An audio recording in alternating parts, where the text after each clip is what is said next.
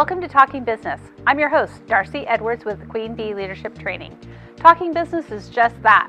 We are talking business with business leaders, leaders in the community, and those who change their communities with entrepreneurship. This podcast is presented by Xpose Hope as a thank you to the business community. Catch us on all the platforms. Find us, follow us, and review us. Hi, welcome to Talking Business. I'm Betty Campbell filling in for Darcy Edwards today. And today we're so excited because we have Larry Rivera with Carts on Main in Hillsboro.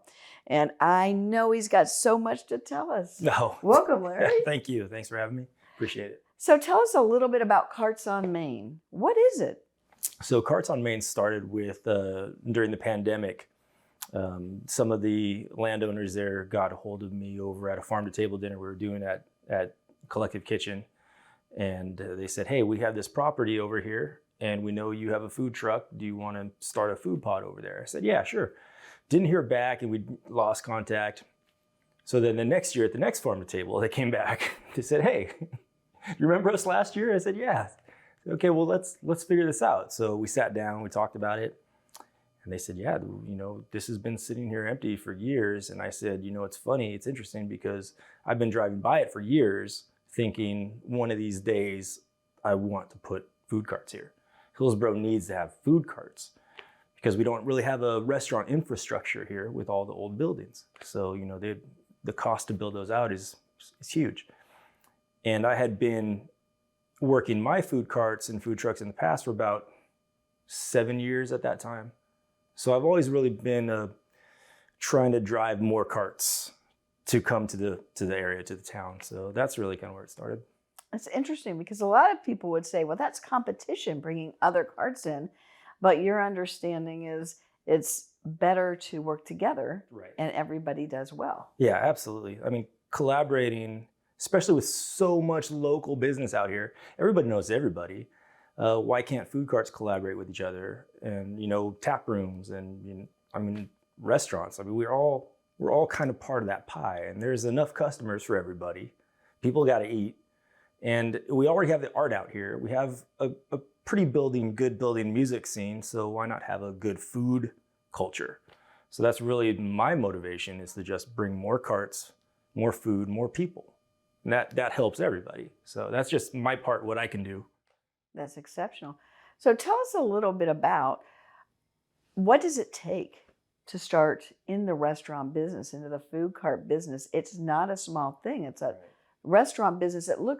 Everybody says, oh, one day I'm going to start a restaurant. I'm going to do so-and-so kind of food. But it's not as easy as you would think. It's not easy. There's nothing easy about owning a food cart.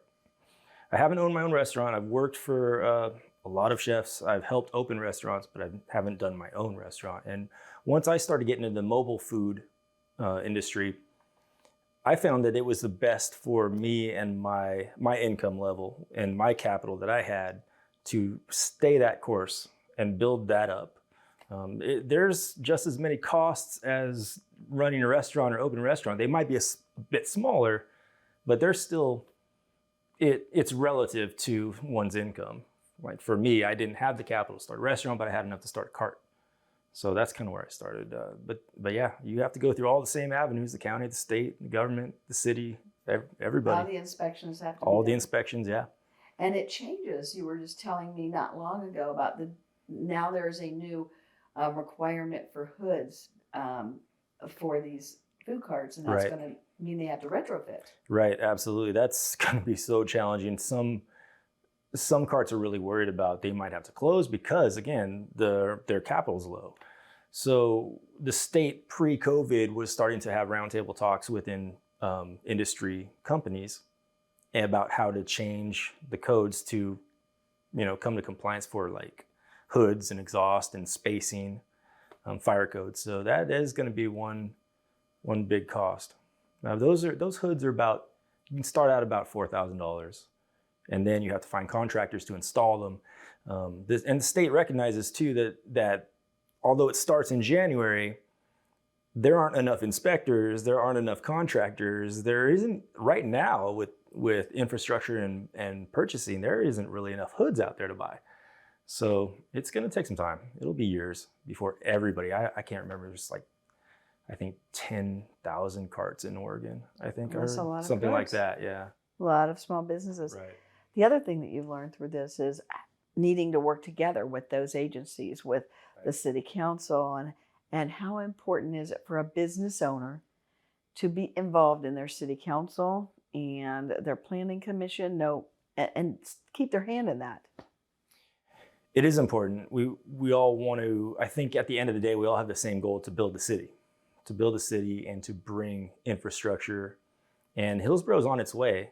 And Carts on Main has had its challenges. There's been some ambiguity with some codes, and we're working on some stuff together, and we're coming to some good conclusions. And with the addition of some other pods coming to town, I think that might actually help carve that path for everybody to really get some more of those carts into town. So what drives a person to come to a cart as opposed to a restaurant? Honestly, the culture is, it started as a blue collar culture.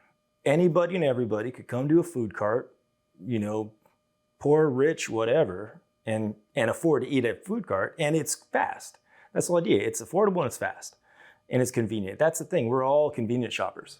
Everybody in this world we are impulse buyers, and we're convenient shoppers, and that's really the niche that it is. Restaurants have their place and food carts have their place. They both can coexist just like everybody.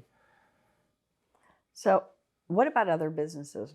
How do you work with other businesses so that the outside of the restaurant field, so that you can grow? I know that you've been involved in downtown forever with other businesses. It's really just relationships. It's like any business. It's relationships, and it's not always about what is this business going to do for Carts on Main. But it's, you're having a beer somewhere at Pizzeria, or you're having lunch at Collective Market, and you start talking to somebody and you find out what they do, and you're like, oh, this is what I do. Oh, I have this weekend off, if you need some help. And it's just like that. It's that simple. So really just being involved with people.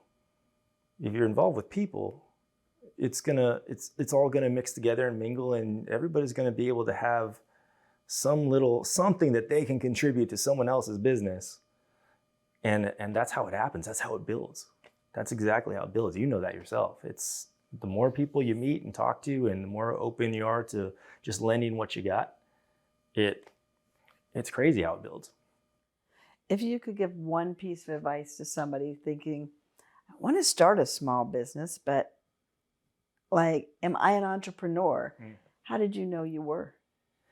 For me, it was working in an industry, in the food retail and restaurants, for enough years. I think at the time it was about 12 years I was into it. And you get to a point where you're doing your job and you've scaled out on your pay. You've had your conflicts with your coworkers and your managers. And at this point, you have this Shawshank Redemption moment.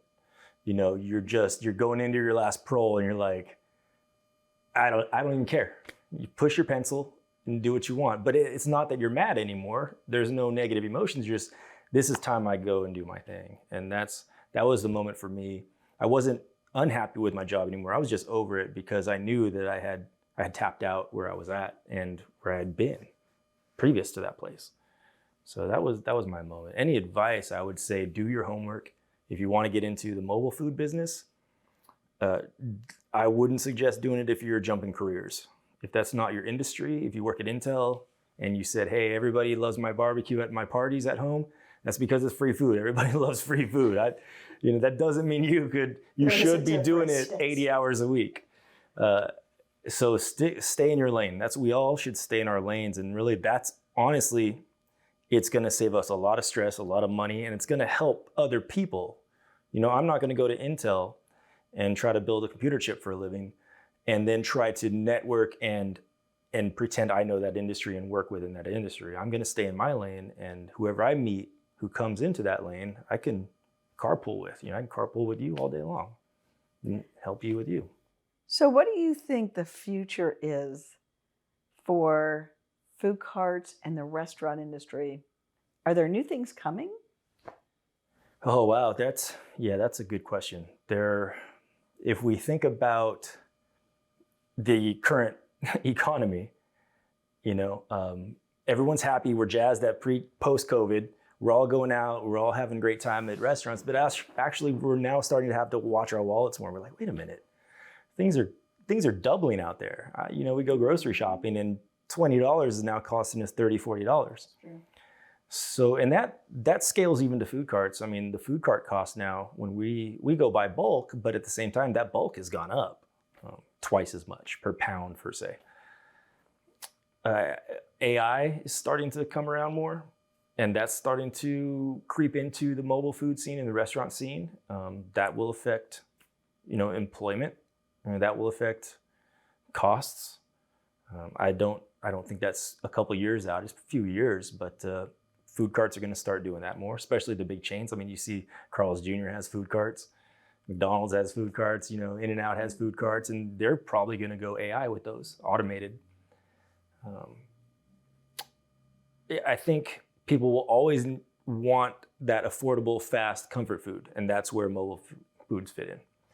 I think that'll never change. I think hopefully as the economy starts climbing and gets better, people will still go to carts. Carts are here to stay, especially in Hillsboro. I think we're going to see more and more as the infrastructure stays the same within these older buildings. I think people are going to want to eat. People are going to want to spend money. People spend money. We eat and we drink when we're poor or we're rich. We got money or we don't have it. We spend it on certain things. So I think the future is going to expand with food carts. Well, let's wind up by you telling us about your first food cart in Hillsboro. What was it, and why that choice? Because I know now you're a part owner of Chadwick's barbecue, but what was your first one and why? Why these choices? So I started Orenco Station Concessions in 2011. That was on the Orenco 231st platform. And I don't know, I was pretty blessed to get that spot. I started out with a little push cart, a little 4x3 coffee cart. I thought everybody would love coffee, seeing my hyper butt out there in the morning at 5 a.m. But I was so wrong. No one bought any coffee. I think the biggest sale day I had was, I think I made $40 in one day. And it was a big miss because, I found out quick, no one's there. People are in a hurry. People are missing their max. They already have coffee. They don't want to talk to me. They're just grumpy. They don't drink coffee or whatever. So I actually had to take that. I ran that push cart for about, I think, 3 or 4 months, 5 a.m. every morning, loading it up and down a little trailer. And then I had some money left. So I contracted a 16-foot trailer, food cart. And then I talked to TriMet and they let me park it right in front of that track. And it was on a 30-day recurring lease, so I didn't actually have a signed contract with the place. So once in 2008, I can't remember that big huge developer. The guy bought it, and he came back. It was on my ribbon cutting ceremony. Ribbon cutting ceremony for my big trailer. Mayor Callaway, he was still a councilman there. The chamber were there. And it was going great. We're handing out samples, meeting the public. And the guy's second man came up, and his name was Gary. He came up, he's like, "Hey, how you doing? I'm Gary." I'm like, "Hey, how you doing?" Holland Construction Properties. He's like, "Oh yeah, so we bought this property." I'm like, "I heard something about that. That's cool. I saw the plans. I think there's a little spot for a food cart on your plan." He's like, "Yeah, well." Is that yours? Yeah, that's not going to really happen. We don't have plans for that. So I ran that until about 2012. I got displaced once the construction was about 9 months in. And I took the cart and I took it over to Sunrise Church because I was going there and I was volunteering there. And I talked to James, and he said, "Yeah, you can." I asked him if I could park it there, clean it up and sell it. He said, "Yeah, go ahead." Sold it. Then I said, "Well, do you mind if I build a food truck in your warehouse?" He's like, "Sure, how long will it take?" I said, "About 3 months," and it took me a year. Yeah, it was like 11 and a half months it took me. I was in that warehouse 10 hours a day, just grinding, trying to build a food truck. And I had no idea how to do it. It was all just YouTube and a lot of running back and forth to Home Depot. And so that was where Boro Burger came in, 2014. Wow. Yeah. And then after that, I believe I sold that during the second shutdown. I think it was 2019, 2020. Sold that. And I had been mining out carts on Main with Boro Burger by itself every day after we do our lunch runs. I'd go park it out there, and it was, you'd seen it. It was a desert out there, just Yes. a bunch of rubble and everything. So that's kind of where Carts on Main started. Started with Boro Burger, and then after we sold it, we started building it out. We got some help from some CARES Act money through the city, and that's where we built it out and opened up the gates. And that was it. And that's where we are now. So out of bad came good. Yeah, absolutely. That's awesome. Absolutely.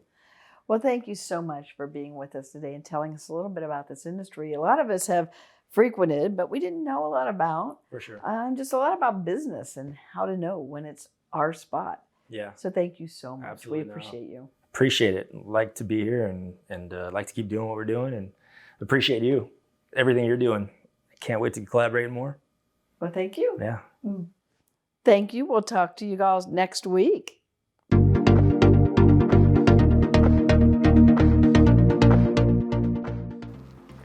Xpose Hope believes in being part of the community, and for that reason, we like to give back to our community and our donors. We run sites on Facebook called All About Hillsboro, All About Beaverton, All About Tigard, All About Vancouver, All About Salem, and so on.